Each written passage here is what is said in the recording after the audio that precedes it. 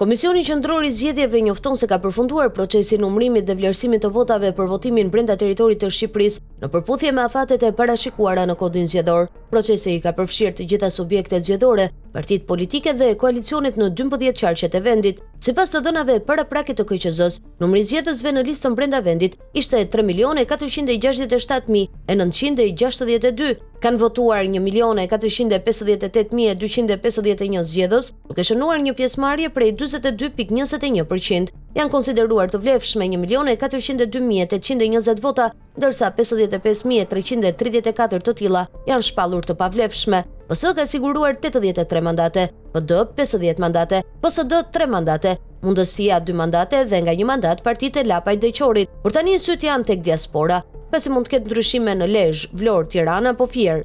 PS pret ndryshim në Lezhë, PD në Tiranë pret i marr mandatin Shehajt, ndërsa Lapaj pret mandate në Fier dhe Vlorë. Në vijim të përpunimit të rezultateve, KQZ njofton se procesi i numërimit dhe vlerësimit të votave të zgjedhësve nga jashtë vendit është ende në vijim. Deri më tani janë numëruar dhe vlerësuar 75.414 flet votimi nga gjithsej 194.889, që përbën rreth 39% të totalit të votave nga jashtë. Procesi i numërimit për votat nga jashtë ka përfunduar për qarkun Kukës, ndërkohë ka përfunduar numërimi dhe vlerësimi i votave për kandidatët me votim preferencial të listës së hapur në disa qarqe dhe zonat e administrimit zgjedhor.